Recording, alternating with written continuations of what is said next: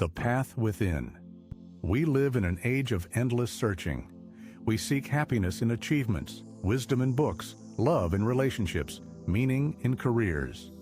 We travel the world, hoping to find ourselves in new places. We change jobs, partners, cities, believing that somewhere out there, around the next corner, awaits the answer to the question, who am I really? But what if I told you that all this time you've been looking in the wrong place?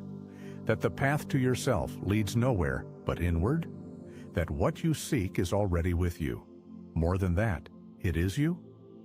Ancient sages of all traditions knew one secret. The path is not a direction in space, but a deepening into oneself. Not movement towards somewhere, but a return to who you have always been.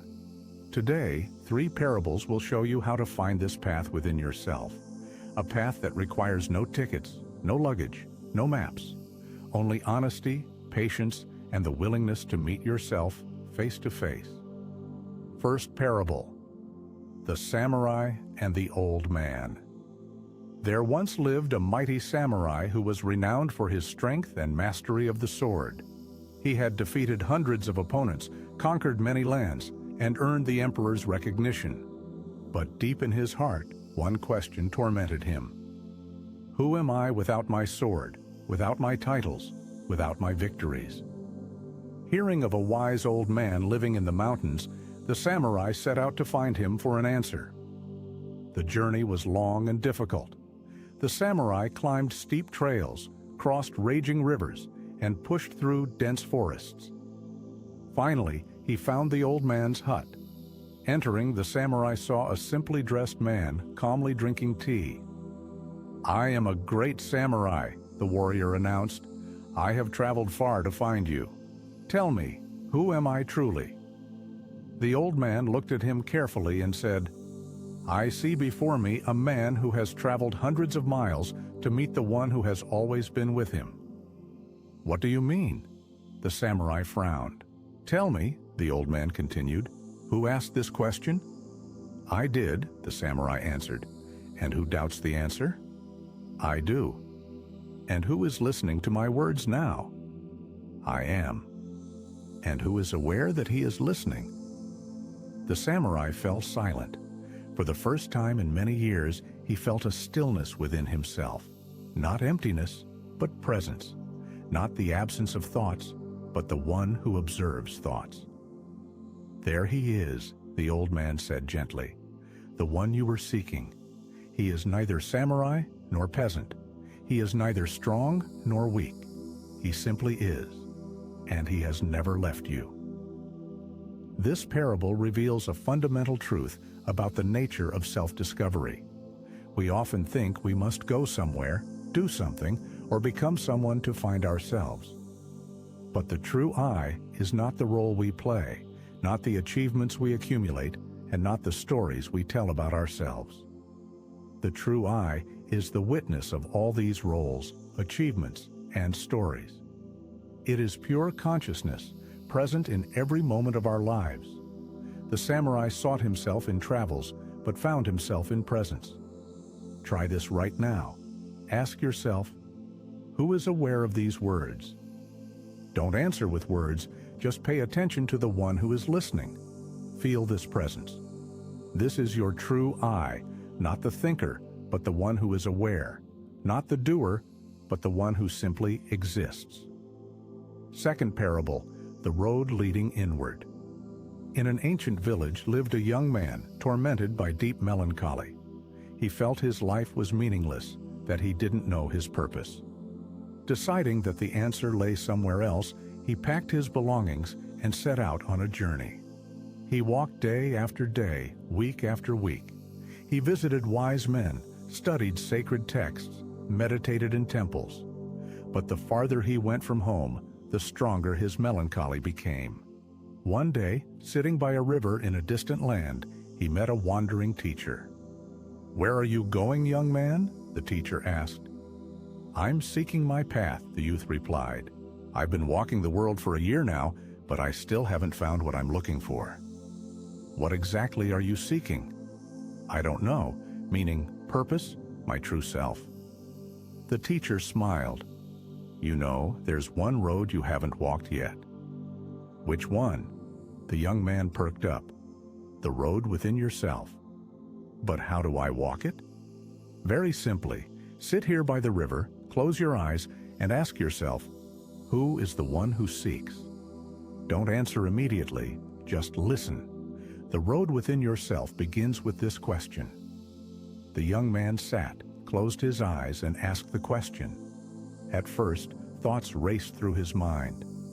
I am my name, my profession, my desires. But the teacher gently repeated, deeper. Who is the one who is aware of all these thoughts? Gradually, the thoughts quieted, and the young man felt something remarkable. He discovered a space within himself, boundless, quiet, filled with peace. In this space, there was no melancholy, no seeking, no absence of meaning. There was only presence. When he opened his eyes, the teacher asked, well, how was the journey? I understand, the young man said. All this time I was looking for home, and it turns out I never left it. This parable shows us the illusion of external searching. We think that happiness, wisdom, love are somewhere out there in other people, circumstances, places. But the truth is that everything we seek is already present within us. This doesn't mean we should reject the external world or stop striving for goals. It means we need to change our relationship to seeking. Instead of seeking ourselves in external things, we learn to find external things in ourselves. When we turn inward, we discover the source of everything we sought outside. We find peace that doesn't depend on circumstances, love that requires no object, and wisdom that doesn't come from books. Try taking a small journey within yourself now. Close your eyes and ask, who am I without my roles, without my stories, without my problems? Don't answer with your mind, just immerse yourself in this space of inquiry. What do you discover there? Third parable, the falling leaf. In autumn, at a Zen monastery, a young monk sat in the garden watching falling leaves. One leaf caught his special attention. It whirled in the air, danced on the wind, and slowly descended to the ground. The monk pondered, where is this leaf going? What is its path? The master approached and sat beside him. Teacher, the monk asked, tell me, what is this leaf's path? The master silently watched another falling leaf. It too whirled, rose and fell, following invisible currents of air. Do you think the leaf knows where it's going? The master asked. No, it's just falling. Does it worry about its path? No, it simply follows its nature. Does it resist the wind? No, it dances with it. There's your answer, the master said. The leaf's path is not a direction, but a way of moving. It's not going somewhere, it simply is in each moment of its falling. Its path is complete presence in what is happening now. The monk looked at the falling leaves with new eyes. Each leaf was perfect in its falling. Each moment of their movement was whole and complete. So my path is not where I'm going, but how I am here and now. Exactly, the master smiled. Your path is not a goal to be reached, but a way of being. Not a place to arrive at, but presence in the place where you are.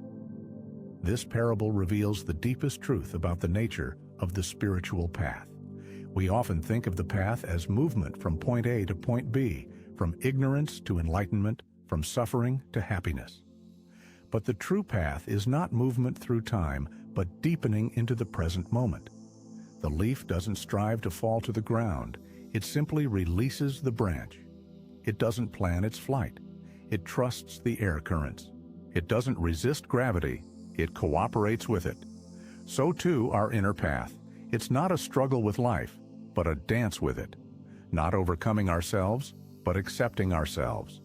Not achieving some ideal state, but being fully present in whatever state exists now. Every moment of your life is your path. Not preparation for the path, not an obstacle on the path, but the path itself.